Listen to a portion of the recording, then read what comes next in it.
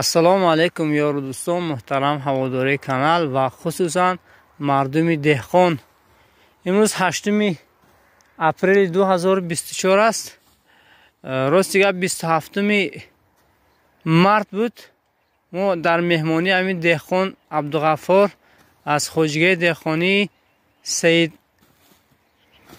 Умар буд, акои Саид Умар дидан карда будем. тарзи шинондани тарбуз ва салафан гирондан буд. имрӯз бошад аллакай тақрибан як 11 ё чанд рӯз 11 рӯз зиёд гузаштагӣ аст ки аллакай ҳамин харбузии киштаи мо буромадасту мо мехоҳем тарзи чихел аз ҳамун букет салафана хулоса шикоф карда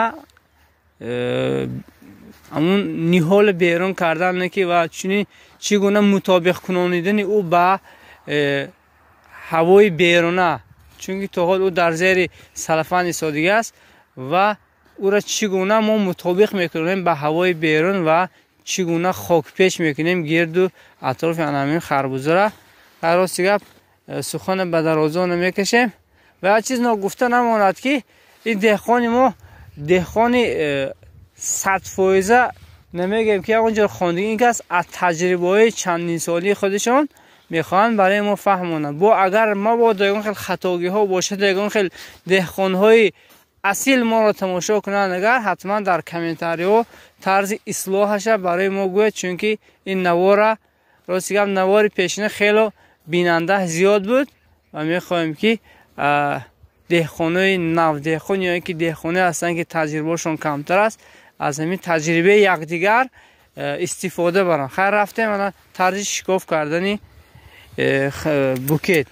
салому алайкум дӯстон, ман имрӯз шуморо нишон медиҳам чӣ хел харбузе шикоф мекунед ва аз клёнка хокпеч кунед нишон медиҳам. шумо нокунед чӣ хел шикоф мекунед. ҳамин харбузе уже видедана клёнка уже наздик шудагӣ. агар офтоб баланд шавад 20 градус баланд шавад 20-25 градус сӯзонданаш мумкин аст. ин лелақитам хе мезанем шикоф мекунем. хал лелақит ягон чи кор пор ягон чи дар кор нестам хе мезанем. ин чанд сантиметр шавад ки алкай шикоф мекунем? мо бояд 5-7 сантиметр бояд мешунем. ниҳоли мо 5-7 сантиметр шавад. 6 сантиметр шудааст. 5-7 сантиметр уже клёнка расидааст, чунки мо сал ҳаво вай омдагӣ буд, пас омдагӣ буд, боришҳо бисёр шудагӣ буд, сал вай шудагӣ буд. лекин мо ҳаракат мекунем. ина вақте ки салафана шикоф кардем гӯем даррондем ки ниҳол берун ва дарҳол хок мепечем ё ин ки ин барои мисол бегоҳӣ вай кунем. агар бегоҳирӯзӣ агар шикоф кунем ина пагоҳӣ барои мисол як 12-13 соат вай мутобиқ мешавад. шаб ҳавои вай ба чиз гум шаб ҳаво хунук мешавад, ҳавои берун ба ҳавои берун мутобиқ мешавад. ҳозир худо шикоф кардем саҳар хитина ин ҳозир таги вай чӣ гум бошад агар 10-12 градус таги салафан агар бошад. агар офтоб метобад ин барои мисол тагаш 20 градус шавад берун таги вай 40 градус мешавад таги салафан. барои ина барои мисол чӣ гум шикоф мекунем ин бояд як сутки истод. як сутки мутобиқ мешавад бо ҳавои берун. баъд ина вай мекунем чиаш мегум хокпеч мекунем нишон метем. мо шумо нишон метем чӣ хел хокпеч мекунем. хуб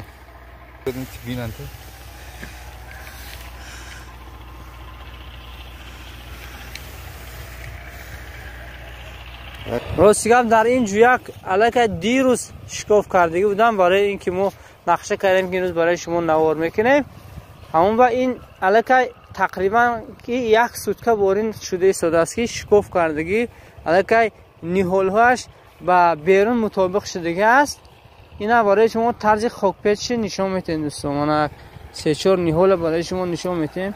дигар ҳама ҷои замин ҳам хел кардан мегирем. мана даст қидам хе мезанедам хокакона ин харбуза барои мисол тикаш холӣ намонад. яна клёнка ҳам хе мезанад агар замин мулоим бошад клёнка ҳавор мешавад. замин клёнка сонам дел хоҷо байкам барои мисол замин агар мулоим бошад бел дар кор нешина хок ҳам хе мегирад.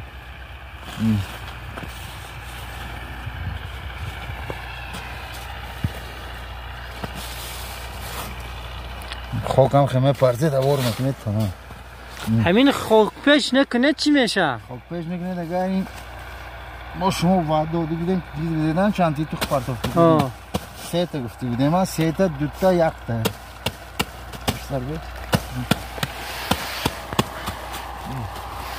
میتونه یک کنده پارتیم چون که وقت واش خوان میگیره. ما با 2 تا استون نخسر 2 1.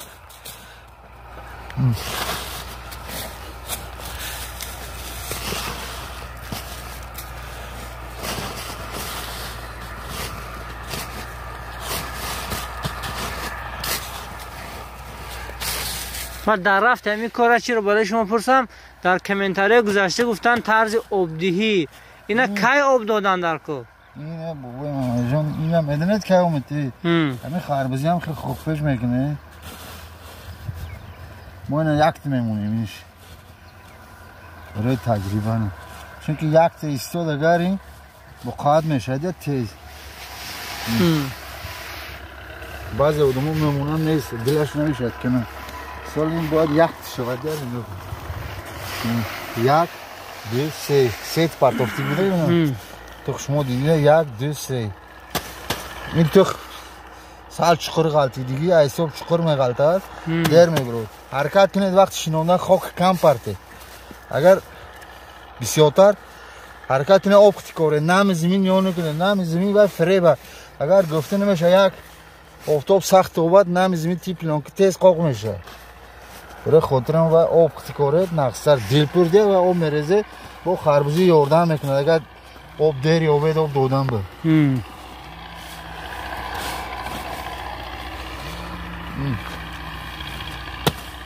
میزن ندم خیلی سلفن هم خداشی باید سلفن باید به زمین یک خیل شینه در زمین چون که تا هوا نگیره اگر تا هوا گیره خربوزی قاق میشه یک خیل بانه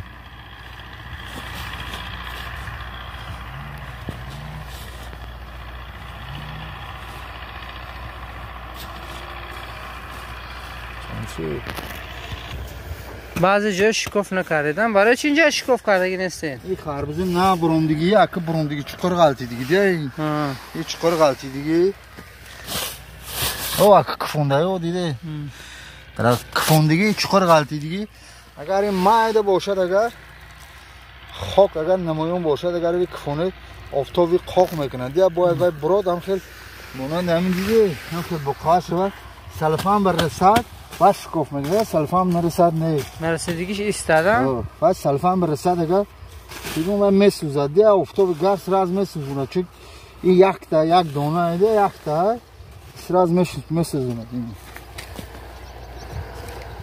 این به دوستا برای شما طرزی چگونه خاک پیچ کردن گرد همون نهالی خربوزه یا اینکه تربوزه فقط کلیانکا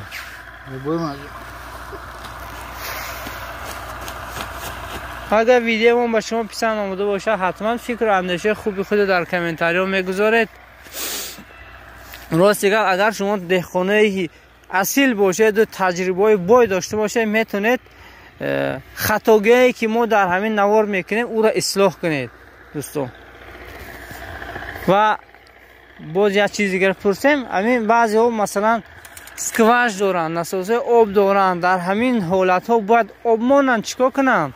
نه این زمین باید وحشی آب نتی آب هم باشد آب بعضی هاش میگود که من آب میکارم میگود آب سر میکنم وقت تاگی کلونه وقتی که آب سر دادید هوا خودش سلقین نم تیگی سلفان ما گند ذخیره میشه تی سلفان لای میشه وقتی که لای شد تیگی سلفان لای شد تربوز میبرود نمیبرود نه 100% میبرود تا لای یک هفته با این بعدی هفته ها رنگش سفید میشه اما تربوز میخرو رنگش سفید میشه چون که بر ریشه وجه لای اندیسته دیگه شما خود تو همین لیلک تو همین خود درنی آب 1 ساعت مونش میشه همون لیلک پرمی میشه این زبان نداره دی بود که من درنی آبند یا در لاینده این باید تگش هم خاک استاد اگر علاجش باشد 1 2 3 من نشان داد بودم 3 یک قبلش آب 3 تا بوکه دنگ میرزه میشینه دیلپوری 100% چیزه میدونه نه تجربه من نشان داد بودم نه بروندگی